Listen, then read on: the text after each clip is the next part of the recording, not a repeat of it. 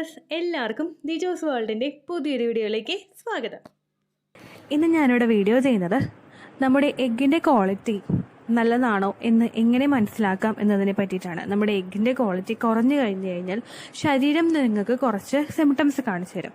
ആ സിംറ്റംസ് എങ്ങനെയൊക്കെയാണ് ഉള്ളത്, എഗ്ഗിൻ്റെ ക്വാളിറ്റി നമുക്ക് എങ്ങനെ ഇമ്പ്രൂവ് ചെയ്യാം എന്നുള്ള കാര്യങ്ങളെ പറ്റിയിട്ടാണ് ഇന്ന് ഞാനിവിടെ വീഡിയോയിൽ സംസാരിക്കുന്നത്.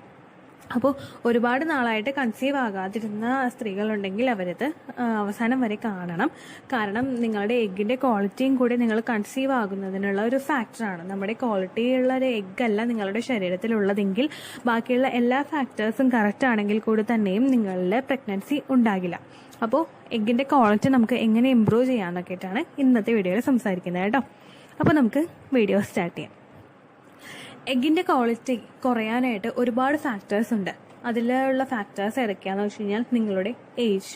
നിങ്ങളിപ്പോൾ ഒരു 20-നും 30-നും ഇടയിലുള്ള ഒരു സ്ത്രീ ആണെങ്കിൽ നിങ്ങളിലുള്ള എഗ്ഗിൻ്റെ ക്വാളിറ്റി കൂടുതലായിരിക്കും 30-സും 40-സും ആയിട്ട് കമ്പയർ ചെയ്യുമ്പോഴേക്കും. അതായത് ഒരു 30 വയസ്സിന് മുകളിലോട്ടും 40 വയസ്സിന് മുകളിലോട്ടും ഉള്ള സ്ത്രീകളിൽ എഗ്ഗിൻ്റെ ക്വാളിറ്റി കുറവായിരിക്കും.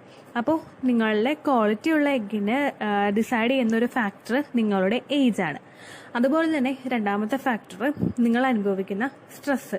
ജോലി ചെയ്യുന്ന സ്ത്രീകൾക്കും അതുപോലെ തന്നെ ഹൗസ് വൈഫ് ആണെങ്കിൽ കൂടി തന്നെയും ഒരുപാട് സ്ട്രെസ്സിലൂടെയാണ് നിങ്ങളുടെ ലൈഫ് കടന്നു പോകുന്നതെങ്കിൽ നിങ്ങൾ അനുഭവിക്കുന്ന ഓരോ സ്ട്രെസ്സും നിങ്ങളുടെ ശരീരത്തിലെ ഓരോ പാർട്ടിനെയും അഫക്റ്റ് ചെയ്യുന്നുണ്ട്. അതിലിത് ബാധിക്കുന്ന ഒന്നാണ് നിങ്ങളുടെ എഗ്ഗിൻ്റെ ക്വാളിറ്റിയെയും കൂടി. അപ്പോൾ നിങ്ങൾ സ്ട്രെസ്ഫുൾ ആയിട്ടുള്ള ലൈഫാണ് മുൻപോട്ട് കൊണ്ടുപോകുന്നതെങ്കിൽ അത് നിങ്ങളുടെ എഗ്ഗിൻ്റെ ക്വാളിറ്റി അഫക്റ്റ് ചെയ്യും. ദെൻ മൂന്നാമതൊരു ഫാക്ടർ എന്ന് പറയുന്നത് നിങ്ങളുടെ ലൈഫ് സ്റ്റൈൽ. ഹെൽത്തി ആയിട്ടുള്ള ഒരു ലൈഫ് സ്റ്റൈൽ അല്ല നിങ്ങൾ മുൻപോട്ട് കൊണ്ടുപോകുന്നതെങ്കിൽ, അതായത് നിങ്ങൾക്ക് നിങ്ങളുടെ ഫുഡിൽ ശ്രദ്ധിക്കാനുള്ള സമയമില്ല, അതുപോലെ തന്നെ നിങ്ങളുടെ ലൈഫ് സ്റ്റൈൽ കൂടുതൽ ജങ്ക് ഫുഡ്സ്, ഫാസ്റ്റ് ഫുഡ്സ്, അതുപോലെ അൺഹെൽത്തി ആയിട്ടുള്ള ഓരോ ഹാബിറ്റ്സ് നിങ്ങൾക്ക് ഉണ്ടെങ്കിൽ ഇത്തരത്തിലുള്ള കാര്യങ്ങളെല്ലാം നിങ്ങളുടെ എഗ്ഗിൻ്റെ ക്വാളിറ്റിയെ അഫക്റ്റ് ചെയ്യുന്നവയാണ്. അപ്പോൾ ഇത്ര ഫാക്ടേഴ്സാണ് എഗ്ഗിൻ്റെ ക്വാളിറ്റിയെ അഫക്റ്റ് ചെയ്യുന്നത്. ഇനി എഗ്ഗിൻ്റെ ക്വാളിറ്റി കുറഞ്ഞു കഴിഞ്ഞു കഴിഞ്ഞാൽ ശരീരം എന്തെല്ലാം സിംറ്റംസ് കാണിച്ചു തരുമെന്ന് നമുക്ക് നോക്കാം. ഫസ്റ്റത്തെ ഒന്നാണ് ഇറഗുലർ പീരിയഡ്സ്. ഇറഗുലർ പീരിയഡ്സ് ഉണ്ടാകുന്നത് നിങ്ങളുടെ എഗ്ഗിൻ്റെ ക്വാളിറ്റി കുറയുമ്പോഴേക്കും നിങ്ങൾക്ക് അവിടെ ഓവുലേഷൻ ഒന്നും കറക്റ്റായിട്ട് നടക്കില്ല. അപ്പോൾ നിങ്ങളിൽ എഗ്ഗിൻ്റെ ക്വാളിറ്റി കുറഞ്ഞു കഴിഞ്ഞാൽ അങ്ങനെയുള്ള സ്ത്രീകളിൽ ഇറഗുലർ പീരിയഡ്സ് ഉണ്ടാകാനായിട്ടുള്ള സാധ്യതകൾ കൂടുതലാണ്. ഈ ഇറഗുലർ പീരിയഡ്സ് വരുന്നത് ചിലപ്പോൾ PCOD ഉള്ളവരിലും ഹോർമോണൽ ഫ്ലക്ച്വേഷൻസ് ഉള്ളവരിലും ഇറഗുലർ പീരിയഡ്സ് ഉണ്ടാകാം. പക്ഷേ അത് മാത്രമല്ല, എഗ്ഗിൻ്റെ ക്വാളിറ്റി നിങ്ങൾക്ക് കുറഞ്ഞു കഴിഞ്ഞു കഴിഞ്ഞാലും നിങ്ങൾക്ക് ഇറഗുലർ പീരിയഡ്സ് ഉണ്ടാകാം. അപ്പോൾ PCOD ഒക്കെ ഉണ്ടെങ്കിലും PCOS ഉണ്ടെങ്കിലും നിങ്ങളുടെ ശരീരത്തിൽ അത്തരത്തിലുള്ള ലക്ഷണങ്ങൾ ഉണ്ടാവുമല്ലോ, PCODയുടെയും PCOSന്റെയും.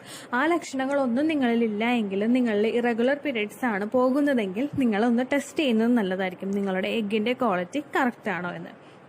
ദെൻ ഇറഗുലർ പീരിയഡ്സ് അല്ലാതെ നോർമൽ പീരിയഡ്സിലാണ് നിങ്ങൾ പോകുന്നതെങ്കിൽ കൂടെ തന്നെയും നിങ്ങളുടെ പീരിയഡ്സിൽ വരുന്ന ബ്ലഡിന്റെ ഫ്ലോ കുറവാണെങ്കിൽ, അതായത് തീരെ കുറവ്, 2 ദിവസമൊക്കെ കഷ്ടി ബ്ലഡ് പോകുന്നുണ്ടെങ്കിൽ അതിനർത്ഥം നിങ്ങളുടെ എഗ്ഗിന്റെ ക്വാളിറ്റി കുറവാണെന്നാണ്. അപ്പോൾ നിങ്ങൾക്ക് അങ്ങനെയുള്ള മെൻസ്ട്രൽ ഫ്ലോ ആണ് ഉണ്ടാവുന്നതെങ്കിൽ നിങ്ങൾ ഡോക്ടറെ സമീപിക്കേണ്ടത് അത്യാവശ്യമാണ്.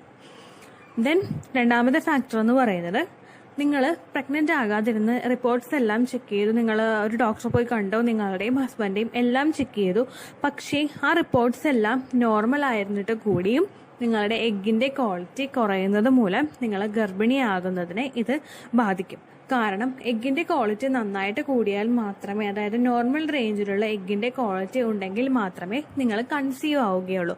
അപ്പോൾ ബാക്കിയുള്ള എല്ലാ ഫാക്ടേഴ്സും കറക്റ്റായിട്ട് വന്നിട്ടുണ്ടെങ്കിലും നിങ്ങൾ കൺസീവ് ആകുന്നില്ല എങ്കിൽ അതിനർത്ഥം നിങ്ങളിൽ നിന്ന് വരുന്ന അണ്ടത്തിന് ക്വാളിറ്റി കുറവാണെന്നാണ്. ദെൻ മൂന്നാമത്തെ ഒരു ഫാക്ടർ എന്ന് പറയുന്നത് നിങ്ങളിൽ കോൺസിക്വന്റ് ആയിട്ട് വരുന്ന മിസ്കാരേജ്. അതായത് ഒരു തവണ കൺസീവ് ആയി പക്ഷെ അത് മിസ്കാരേജ് ആയിപ്പോയി, രണ്ടാമത്തെ തവണയും കൺസീവ് ആയി പിന്നെ അതും മിസ്കാരേജ് ആയിപ്പോയി. ഇങ്ങനെ വന്നു കഴിഞ്ഞു കഴിഞ്ഞാൽ അതിനർത്ഥം നിങ്ങളുടെ എഗ്ഗിന് ക്വാളിറ്റി കുറവാണെന്നാണ്. അപ്പോൾ നിങ്ങൾക്ക് അങ്ങനെയുള്ള മിസ്കാരേജ് ഉണ്ടാകുന്നതെങ്കിൽ, കോൺസിക്വന്റ് ആയിട്ടുള്ള മിസ്കാരേജ് നിങ്ങൾക്ക് ഉണ്ടാകുന്നുണ്ടെങ്കിൽ അങ്ങനെയുള്ള മിസ്കാരേജിന് അർത്ഥം നിങ്ങളുടെ എഗ് ക്വാളിറ്റി കുറവാണെന്നാണ്. ദെൻ അടുത്തൊരു ഫാക്ടർ എന്ന് പറയുന്നത് നിങ്ങളുടെ പ്രീവിയസ് പ്രഗ്നൻസിയിൽ വരുന്ന ഡിഫക്റ്റ്. നിങ്ങൾ പ്രഗ്നന്റ് ആയിരുന്നു, അത് ത്രൂ ഔട്ട് നിങ്ങൾ പ്രഗ്നൻസി കുറച്ച് മാസം മുൻപോട്ട് കൊണ്ടുപോയി, പക്ഷേ സ്കാനിങ്ങിലായിരിക്കും ചിലപ്പോൾ അറിയുന്നത് കുഞ്ഞിന് എന്തെങ്കിലും ഡിഫക്റ്റ് ഉണ്ടെന്ന്, എന്തെങ്കിലും വൈകല്യങ്ങളുണ്ടെന്ന്. അങ്ങനെയുള്ള വൈകല്യങ്ങൾ ഉണ്ടെങ്കിൽ ചിലപ്പോൾ ഡോക്ടർ തന്നെ നമ്മളോട് റെക്കമെൻഡ് ചെയ്യും, ഇത് വേണ്ട, മിസ്കാരേജ് അബോർഷൻ ചെയ്യുന്നതാണ് നല്ലതെന്ന് ഡോക്ടർ തന്നെ റെക്കമെൻഡ് ചെയ്യും. ഇങ്ങനെയുള്ള സംഭവം 2 പ്രഗ്നൻസിയിലൊക്കെ അടുപ്പിച്ച് വന്നു കഴിഞ്ഞു കഴിഞ്ഞാൽ അതിനർത്ഥം നിങ്ങളുടെ എഗ്ഗിൻ്റെ ക്വാളിറ്റി കുറവാണെന്നാണ്. ഓക്കെ, ദെൻ ലാസ്റ്റത്തെ ഒരു റീസൺ എന്ന് പറയുന്നത് ഓവുലേഷൻ നടക്കാതിരിക്കുക. ഓവുലേഷൻ നടക്കുന്നതിനെ പറ്റിയിട്ടും അനോവുലേഷൻ ഉള്ളതിനെ പറ്റിയിട്ടും ഒക്കെ വീഡിയോ ഞാൻ ചെയ്തിട്ടുണ്ട്. പീരീഡ് ആകുന്ന സ്ത്രീകളിൽ ഓവുലേഷൻ നടക്കണമെന്ന് ഒരു നിർബന്ധവും ഇല്ല. അതുപോലെ തന്നെ പീരീഡ് ആയിട്ടില്ലെങ്കിലും ചിലരിൽ ഓവുലേഷൻ നടക്കാറുണ്ട്. അപ്പോൾ ഓവുലേഷൻ നടക്കുന്നത് നമ്മളെപ്പോഴും തിരിച്ചറിയുന്നത് ഈ ഓവുലേഷനിൽ ആ ഡേറ്റ് എടുക്കുമ്പോൾ ഉണ്ടാകുന്ന സിംറ്റംസിനെ വെച്ച് നമ്മൾ നോക്കുമ്പോഴാണ് നിങ്ങളിൽ ഓവുലേഷൻ നടക്കുന്നുണ്ടോ എന്ന് നമുക്ക് മനസ്സിലാക്കാനായിട്ട് സാധിക്കുന്നത്. അപ്പോൾ നിങ്ങളിൽ ഓവുലേഷൻ നടക്കുന്നില്ല എങ്കിൽ, പീരീഡ് റെഗുലർ ആയിട്ട് കൂടി ഓവുലേഷൻ നടക്കുന്നില്ല എങ്കിൽ അതിനർത്ഥം നിങ്ങളുടെ എഗ്ഗിൻ്റെ ക്വാളിറ്റി കുറവാണെന്നാണ്. അപ്പോൾ ഇത്രയധികം ചേഞ്ചസ് നിങ്ങളിൽ ഫീൽ ചെയ്യുന്നുണ്ടെങ്കിൽ, നിങ്ങൾക്ക് മനസ്സിലാക്കാനായിട്ട് സാധിക്കുന്നുണ്ടെങ്കിൽ നിങ്ങൾ എളുപ്പത്തിൽ തന്നെ ഒരു ഡോക്ടറെ കാണുന്നത് നല്ലതായിരിക്കും. നിങ്ങളുടെ എഗ്ഗിൻ്റെ ക്വാളിറ്റി ടെസ്റ്റ് ചെയ്യുന്നതും നല്ലതായിരിക്കും കേട്ടോ.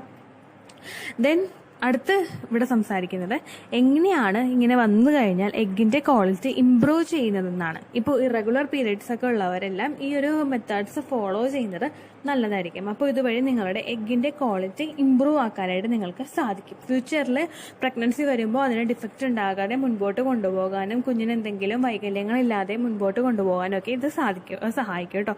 അപ്പോൾ നമുക്ക് നോക്കാം.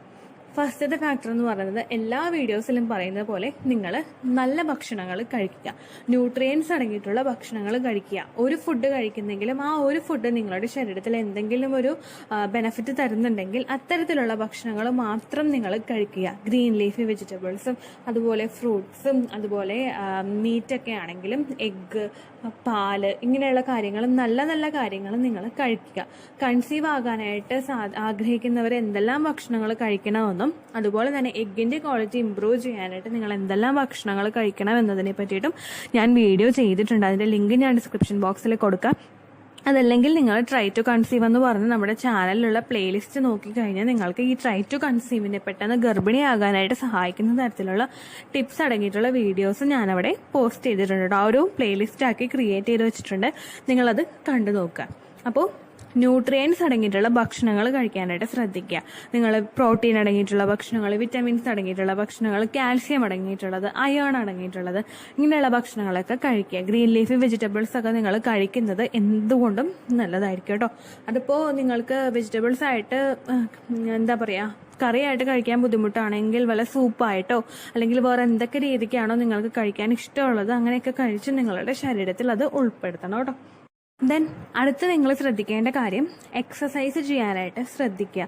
കുറച്ച് നേരമെങ്കിലും, മാക്സിമം ഒരു 15 മിനിറ്റ് അല്ലെങ്കിൽ ഒരു അരമണിക്കൂർ നിങ്ങൾ എക്സസൈസിന് വേണ്ടിയിട്ട് മാറ്റി വെക്കുക. യോഗ ചെയ്യുകയോ മെഡിറ്റേഷൻ ചെയ്യുകയോ അല്ലെങ്കിൽ എക്സസൈസ് ചെയ്യുകയോ നിങ്ങൾ ചെയ്യുക. കാരണം നിങ്ങളുടെ വെയിറ്റ് നിങ്ങൾ കൺസീവ് ആകുന്നതിനും അതുപോലെ തന്നെ നിങ്ങളുടെ എഗ്ഗിൻ്റെ ക്വാളിറ്റി ഇംപ്രൂവ് ചെയ്യുന്നതിനും ഒക്കെ സഹായിക്കുന്ന ഒന്നാണ് നിങ്ങളുടെ വെയിറ്റ്, നിങ്ങളുടെ ശരീരത്തിൻ്റെ ഭാരം. അപ്പോൾ നല്ല രീതിയിൽ എക്സസൈസ് ചെയ്യുന്നതും അതുപോലെ തന്നെ ബ്ലഡിൻ്റെ ഫ്ലോ ഇംപ്രൂവ് ചെയ്യുന്നതിനുമൊക്കെ ഈ എക്സസൈസ് നിങ്ങളെ സഹായിക്കുന്നുണ്ട്. അങ്ങനെയുള്ള എക്സസൈസ്, ഫെർട്ടിലിറ്റി യോഗാസ് ഒക്കെ നിങ്ങൾ ചെയ്യുക. ഫെർട്ടിലിറ്റി യോഗാസ് നിങ്ങൾക്ക് തരുന്ന ബെനഫിറ്റ് എന്തൊക്കെയാണെന്നതിനെ പറ്റിയിട്ടും ഞാൻ വീഡിയോ ചെയ്തിട്ടുണ്ട്. അതിൻ്റെ ലിങ്കും ഡിസ്ക്രിപ്ഷൻ ബോക്സിൽ കൊടുക്കാം. അപ്പോൾ എക്സസൈസ് ചെയ്യുന്നത് നല്ലതായിരിക്കും. ദെൻ സപ്ലിമെന്റ്സ് എടുക്കുക. സപ്ലിമെന്റ്സ് എടുക്കുക എന്ന് പറയുമ്പോഴേക്കും വിറ്റമിൻ്റെ മരുന്ന് കഴിക്കുക, അയേണിൻ്റെ മരുന്ന് കഴിക്കുക, കാൽസ്യത്തിൻ്റെ മരുന്ന് കഴിക്കുക, ഫോളിക് ആസിഡിൻ്റെ മരുന്ന് കഴിക്കുക. ഇത്രയധികം കാര്യങ്ങൾ നിങ്ങൾ കഴിക്കുന്നത് നിങ്ങൾ എളുപ്പത്തിൽ കൺസീവ് ആകാനായിട്ട് സഹായിക്കും. കാരണം നിങ്ങൾക്ക് വേറെ ഒരു തരത്തിലുള്ള പ്രശ്നങ്ങളും ഇല്ല എങ്കിൽ നിങ്ങളൊരു ഗൈനക്കോളജിസ്റ്റിനെ പോയി കണ്ടു കഴിഞ്ഞാൽ അവർ നിങ്ങൾക്ക് ആദ്യം എഴുതി തരുന്ന മരുന്ന് ഈ വിറ്റമിൻസിൻ്റെ ആയിരിക്കും. കാരണം ഈ വിറ്റമിൻസ് നിങ്ങൾ കൺസീവ് ആകാനായിട്ട് വളരെയധികം സഹായിക്കുന്ന ഒന്നാണ്. അപ്പോൾ നിങ്ങൾ ഇത്തരത്തിലുള്ള സപ്ലിമെന്റ്സ് എടുക്കുന്നത് നല്ലതായിരിക്കും. കാൽസ്യത്തിൻ്റെ മരുന്നൊക്കെ വാങ്ങിച്ച് കഴിക്കുന്നതൊക്കെ നല്ലതായിരിക്കും കേട്ടോ. അപ്പോൾ ഇത്രയുമാണ് എഗ്ഗിൻ്റെ ക്വാളിറ്റി ഇംപ്രൂവ് ചെയ്യാനായിട്ട് നിങ്ങൾക്ക് എന്തെല്ലാം കാര്യങ്ങൾ ചെയ്യാൻ പറ്റും എന്ന വിഷയത്തെ പറ്റിയിട്ട്. അപ്പോൾ ഇതിൽ നമ്മൾ ഡിസ്കസ് ചെയ്തത് 3 ടോപ്പിക്കാണ്. നിങ്ങളുടെ എഗ്ഗിൻ്റെ ക്വാളിറ്റി കുറയാനായിട്ടുള്ള കാരണം, എഗ്ഗിൻ്റെ ക്വാളിറ്റി കുറയുമ്പോഴുള്ള സിംറ്റംസ്, അതുപോലെ തന്നെ എഗ്ഗിൻ്റെ ക്വാളിറ്റി നമുക്ക് എങ്ങനെ ഇംപ്രൂവ് ചെയ്യാമെന്നുള്ളത്, അതായത് നമ്മുടെ അണ്ടത്തിൻ്റെ ക്വാളിറ്റി എങ്ങനെ ഇംപ്രൂവ് ചെയ്യാമെന്നുള്ളത്. ഇത്രയേ ഉള്ളൂ വീഡിയോ. യൂസ്ഫുൾ ആയി കാണുമെന്ന് വിശ്വസിക്കുന്നു. യൂസ്ഫുൾ ആവുന്നുണ്ടെങ്കിൽ ലൈക്ക് ചെയ്യുക, ഫ്രണ്ട്സിനൊക്കെ ഷെയർ ചെയ്ത് കൊടുക്കുക കേട്ടോ. എന്തെങ്കിലും സംശയം ഉണ്ടെങ്കിൽ നിങ്ങൾ കമൻസിൽ ചോദിക്കുക. പണ്ടത്തെ വീഡിയോയ്ക്ക് കമൻസ് ഇടുന്നവർക്ക് റിപ്ലൈ ലഭിക്കുന്നില്ലെങ്കിൽ ലേറ്റസ്റ്റ് ആയിട്ട് ഞാൻ ഏത് വീഡിയോ ആണോ അപ്ലോഡ് ചെയ്യുന്നത് അതിന് താഴെ കമൻറ്റ് ഒന്ന് കോപ്പി പേസ്റ്റ് ചെയ്യാനായിട്ട് ശ്രദ്ധിക്കുക കേട്ടോ. അതുപോലെ ഓവുലേഷൻ ഡേറ്റ് കാൽക്കുലേറ്റ് ചെയ്ത് തരാനായിട്ട് റിക്വസ്റ്റ് ചെയ്യുന്ന ആളുകൾ എത്രയാണോ സൈക്കിൾ ലെങ്ത് അത് മെൻഷൻ ചെയ്യാനായിട്ട് ശ്രദ്ധിക്കുക. സൈക്കിൾ ലെങ്ത് എന്നതുകൊണ്ട് ഉദ്ദേശിച്ചത് ഓരോ മാസവും എത്ര ദിവസം കൂടുമ്പോഴാണോ ബ്ലീഡിങ് വരുന്നത് അതാണ് സൈക്കിൾ ലെങ്ത്. കഴിഞ്ഞ മാസം ഒരു 8-ാം തീയതിയാണ് ബ്ലീഡിങ് ആയതെങ്കിൽ ഈ മാസം 6-ാം തീയതിയാണ് ബ്ലീഡിങ് ആയതെങ്കിൽ കഴിഞ്ഞ മാസം 8-ാം തീയതി മുതൽ ഈ മാസം 6-ാം തീയതി വരെ എത്ര ദിവസമുണ്ടോ അത് കാലണ്ടറിൽ എണ്ണി തിട്ടപ്പെടുന്നതാണ് നിങ്ങളുടെ സൈക്കിൾ ലെങ്ത്. സൈക്കിൾ ലെങ്ത് നമ്മൾ കൃത്യമായിട്ട് കാൽക്കുലേറ്റ് ചെയ്യുകയാണെങ്കിൽ ഓവുലേഷൻ ഡേറ്റ് എളുപ്പത്തിൽ കണ്ടുപിടിക്കാൻ വേണ്ടിയിട്ട് ഒരുപാട് ആപ്ലിക്കേഷൻസും ഒരുപാട് ഓൺലൈൻ ആയിട്ടുള്ള വെബ്സൈറ്റുകളും ഇന്ന് നമുക്ക് അവൈലബിൾ ആണ്. പ്ലേ സ്റ്റോറിൽ പോയിട്ട് ഓൺലൈൻ ഓവുലേഷൻ ട്രാക്കർ എന്ന് ടൈപ്പ് ചെയ്ത് കഴിഞ്ഞാൽ നിങ്ങൾക്ക് അതുമായിട്ട് ബന്ധപ്പെട്ടിട്ടുള്ള ആപ്ലിക്കേഷൻസ് കിട്ടും. അത് പറ്റുന്നില്ല എങ്കിൽ ഗൂഗിളിൽ പോയിട്ട് ഓൺലൈൻ ഓവുലേഷൻ കാൽക്കുലേറ്റർ എന്ന് ടൈപ്പ് ചെയ്ത് കഴിഞ്ഞാൽ അതുമായിട്ട് ബന്ധപ്പെട്ടിട്ടുള്ള വെബ്സൈറ്റുകൾ നിങ്ങൾക്ക് കിട്ടും. അതിൽ നിങ്ങളുടെ ലാസ്റ്റ് മന്തിലെ മെൻസ്ട്രേഷൻ്റെ ഡേറ്റും ഒപ്പം ഞാൻ ഈ പറഞ്ഞ രീതിക്ക് നിങ്ങൾ കാൽക്കുലേറ്റ് ചെയ്യുന്ന സൈക്കിൾ ലെങ്ത്തും എൻ്റർ ചെയ്ത് കൊടുക്കുകയാണെങ്കിൽ നിങ്ങൾക്ക് കൃത്യമായിട്ട് ഓവുലേഷൻ ഡേറ്റ് കണ്ടുപിടിക്കാനായിട്ട് സാധിക്കും. ഫെർട്ടൈൽ ടൈം പീരീഡും നിങ്ങൾക്ക് കിട്ടും. അതായത് എത്ര ദിവസം മുതൽ കോൺടാക്ട് ചെയ്ത് തുടങ്ങിക്കഴിഞ്ഞാൽ നിങ്ങൾ പ്രഗ്നൻ്റ് ആകും എന്നുള്ളൊരു ഡേറ്റും നിങ്ങൾക്ക് പ്രോപ്പറായിട്ട് കിട്ടും കേട്ടോ. ഇത് കാൽക്കുലേറ്റ് ചെയ്യുന്ന സമയത്ത് സൈക്കിൾ ലെങ്ത് കാൽക്കുലേറ്റ് ചെയ്യുന്ന സമയത്ത് നിങ്ങളുടെ ആ ഒരു കലണ്ടറിൽ നോക്കി തന്നെ നിങ്ങൾ കാൽക്കുലേറ്റ് ചെയ്യുക. പല മാസങ്ങളിലും 30-31 ദിവസമുണ്ട്, അതുകൊണ്ടാണ് അങ്ങനെ പറഞ്ഞത്. ഒപ്പം നിങ്ങൾക്ക് ബ്ലീഡിങ് തുടങ്ങിയ ദിവസത്തിന് വേണം നിങ്ങൾ ഡേ 1 ആയിട്ട് എടുക്കാൻ വേണ്ടിയിട്ട്. സ്പോട്ടിങ് തുടങ്ങിയ ദിവസത്തിനെ, അതായത് ചെറുതായിട്ട് ഡിസ്ചാർജ് പോയി തുടങ്ങിയ ദിവസത്തിനെ നിങ്ങൾ കൺസിഡർ ചെയ്യേണ്ട ആവശ്യം ഇല്ല കേട്ടോ. അപ്പോൾ ഇത്രയേ ഉള്ളൂ വീഡിയോ. അടുത്തൊരു വീഡിയോ ആയിട്ട് നമുക്ക് വീണ്ടും കാണാം. ബൈ.